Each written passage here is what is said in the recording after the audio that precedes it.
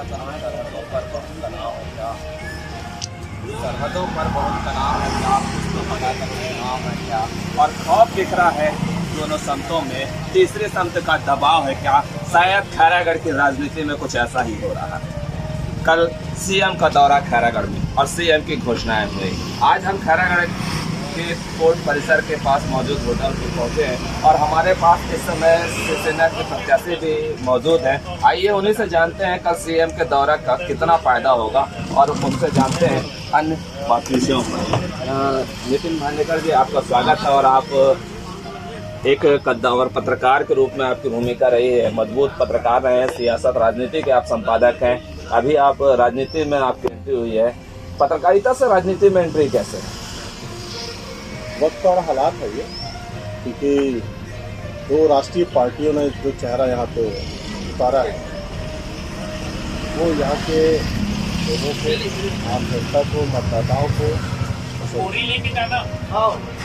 ये बात किसी से छिपी नहीं। और जब अयोग्य लोग खड़े हो सकते हैं, जिनमें योग्यता ना हो, आर्ता ना हो, सेवा का अनुभव ना हो, सेवाभावी ना हो, तो हम तो पत्रकारिता के क्षेत्र में बिना स्वार्थ के आम जनता के मुद्दाओं को प्रशासन शासन तक के पहुंचाते हैं, लड़ते हैं उनके हक के लिए, तो हम भी तो नेता बन सकते हैं। कल सीएम साहब ने जो घोषणा की 18 लोगों को लगभग 15-20 उन्होंने वादे किए। देवराज सिंह जी की मूर्ति की बात की, खैरागढ़ विश्वविद्यालय को केंद्रीय विश्वविद्यालय की बात हो, या सिंधारी जलाशय से उसके पानी का उपयोग की बात की जा रही है, सालेवारा में जो बात हो रही है, ठाकुरटोला में जो केंद्र वगैरह जैसी बात हो रही है, तो उन मुद्दों पर जो बात हो रही है उसको आप कैसे देखते हैं? देखिए सारे जी, मैं आपको पहले ही बता देता हूँ कि कांग्रेस पार्टी ने जो घोषणा पत्र कल पूरे अपने काफिला के साथ, अपने मंत्री लोग जितने भी हैं उनके साथ घोषणा पत्र जारी करके जो वाहवाही लूट रही है, तो मैं इसमें बता दूं कि शिवसेना ने अपना वचन पत्र इनसे एक हफ्ता पहले ही जारी कर दिया था, जिसमें ये सारी चीज़ें समाहित हैं। आप हमारा वचन पत्र देख लीजिए, एक हफ्ता पहले हमने ये सारी चीज़ें उनमें अंकित कर दिया है कि हम इन विषयों के लिए संघर्षरत रहेंगे करके। और कांग्रेस पार्टी ने हमारे वचन पत्र को कॉपी किया है। शिवसेना समर्थित प्रत्याशी जो कि मैं हूँ, मेरे वचन पत्र को कांग्रेस पार्टी ने कॉपी किया है, इस पर कोई दहमत नहीं है। आप लोग खुद मीडिया में देखें, एक हफ्ता पहले मैंने इसको जारी कर दिया था, जिसमें मैंने ये सारी मांगे रखी है, इसके लिए मैं संघर्ष करूंगा करके बोला हूँ। और इनके घोषणा पत्र से आम जनता में कोई प्रभाव नहीं पड़ने वाला, क्योंकि इन्होंने नगर पालिका वार्ड पार्षद चुनाव जब हुआ था खैरागढ़ में, तो इन्होंने भी तो यही जुमलाबाजी किया था। ये दूसरे को जुमलेबाजी करने में महारत हासिल, ऐसा आरोप प्रत्यारोप लगाते रहते हैं, लेकिन ये खुद बहुत बड़े जुमलेबाज हैं। और आपको मैं बता देता हूँ कि खैरागढ़ की जनता जानती है कि योग्य प्रत्याशी कौन है। जो अपने बूथ से नहीं जिता पाई है अपने पार्टी को, जिला पंचायत का चुनाव हो या लोकसभा का चुनाव हो या जनपद पंचायत का चुनाव हो या वार्ड का चुनाव हो, जहां से पार्टी 10 वर्ष तक के अपना झंडा परचम नहीं गड़ा पाई है, उस क्षेत्र से अपने प्रत्याशी डाली है। ये बात मैंने कल एक राष्ट्रीय चैनल साधना न्यूज़ चैनल में भी अपने डिबेट में इस बात को मैंने रखा था। इनका ज़्यादा इफेक्ट नहीं रहेगा, क्योंकि इनके पार्टी में वितरघाती हो रहा है, अंतरकला भी चल रहा है, और जनता जानती है किसे मत करना है, कौन उनके हक के लिए लड़ सकता है।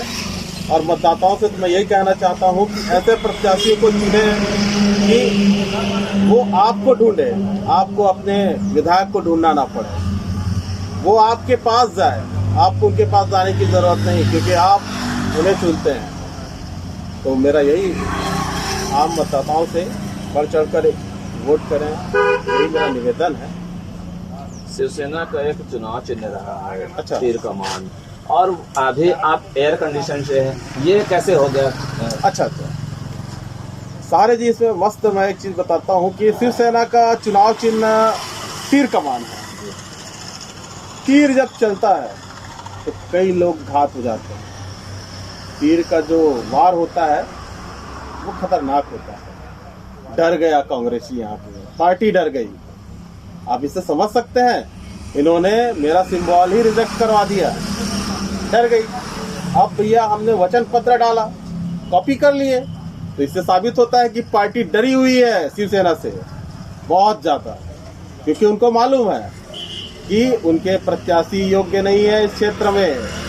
इसलिए ठीक है, हमें स्वतंत्र प्रत्याशी का मिला है, एयर कंडीशन हमारा छाप है, तो दोनों राष्ट्रीय पार्टियों की गर्मियों को शांत करेंगे इसी तरह से।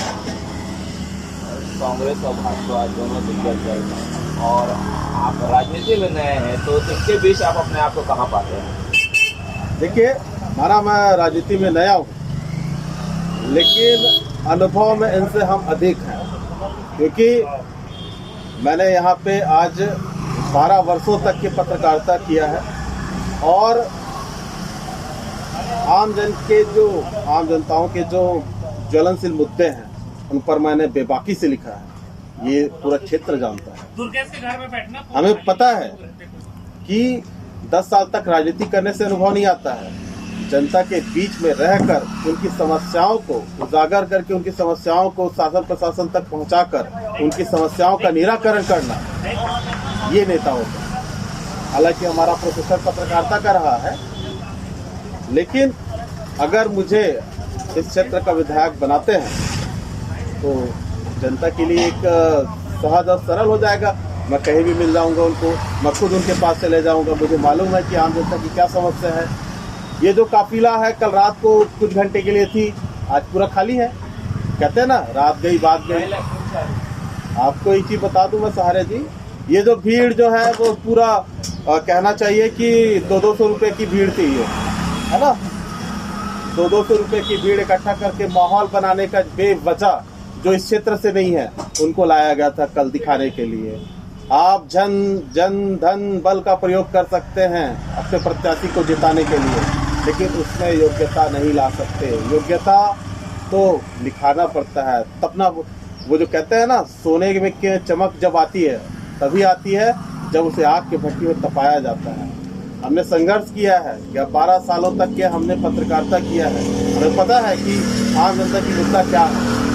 इनके पास तो मुद्दे भी लिखने के लिए नहीं थे, इसलिए तो शिवसेना के वचन पत्र को कॉपी कर लिया। इनको डर लगा तो हमारा चुनाव चिन्ह को इन्होंने रिजेक्ट करवा दिया। तो ये दिख रहा है, जनता देख रही है इस चीज को। उनको मालूम है कि किसे चुनना है, और ये जुमलेबाज है। वोट की राजनीति चल रही है और जनता को पता है कि ये ऐसे ही चलता रहेगा। इसलिए इस बार आम जनता ने ठान लिया है कि इस क्षेत्र के योग्य प्रत्याशी को देंगे और एयर कंडीशन बटन में ही 9वां नंबर में दबाएंगे। आपका विजन क्या है? किन मुद्दों को लेकर के आप जनता के बीच जा रहे हैं? विजन तो देखिए, जनता का सबसे बड़ा मुद्दा जो है वो मैंने अपने वचन पत्र में लिख दिया है। आप झुकदान चले जाइए, गंडई चले जाइए, व्यवहार न्यायालय का वहाँ पे जो मुद्दा है, वहाँ पे कोर्ट स्थापित नहीं है, उसको हम स्थापित करेंगे गंडई क्षेत्र में, है ना। दूसरी चीज, सबसे बड़ा मुद्दा है पानी का। आपको मैं बता दूं कि खैरागढ़ तहसील का एक बहुत बड़ा हिस्सा डोंगरगढ़ विधानसभा में आता है, जहाँ पे प्रधान पाट बैराज का निर्माण कराया गया है, और उस बैराज का पानी खैरागढ़ विधानसभा के एक भी किसान को नहीं मिल रहा है। वो जा रहा है, सीधा सर्वे हो गया भाई साहब, साझा विधानसभा जा रहा है। तो वो बैराज का निर्माण हमारे क्षेत्रवासियों के लाभ, किसानों को लाभ पहुंचाने के लिए बनाया गया है, ना कि साझा विधानसभा के लिए। हम खैरागढ़ क्षेत्र की बात करते हैं। आप मुझे बताइए कि ये कैसी राजनीति है?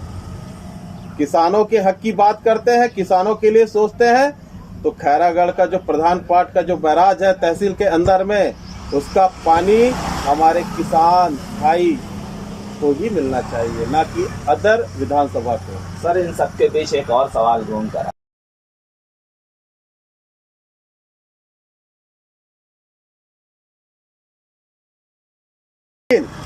आप इतना याद रखिए कि 2 लाख के लगभग मतदाता हैं, उनमें से 70,000 जो मत होगा वो मुझे मिले। आपको शुभकामनाएं। काफ़ी उत्साहित हैं नितिन भांडेकर जी, और उत्साहित क्या इनके भरोसा कहा जाए। इनका कहना है कि लगभग 70,000 वोट ये पाने वाले हैं।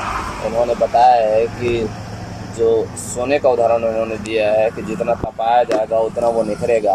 आप प्रत्याशी में सारा चीज़ ला सकते हैं, लेकिन हुनर और योग्यता आप उसमें नहीं ला सकते।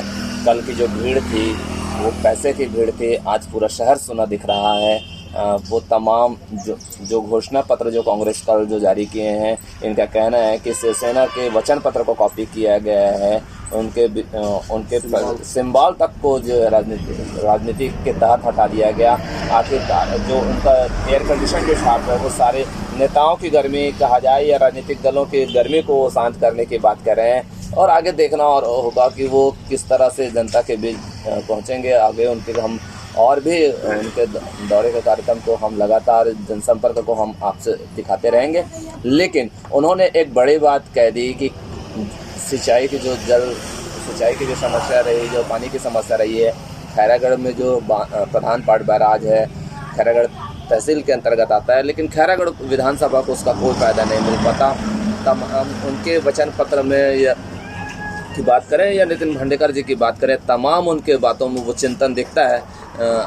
ये तो वक्त ही तय करेगा कि जनता तय करेगी कि उनका रुझान किस ओर है। लेकिन अभी पूरा पिक्चर बाकी है दोस्त। आगे के लिए अपने कैमरा मैन नीलेश के साथ संभावना प्रशांत सहारे।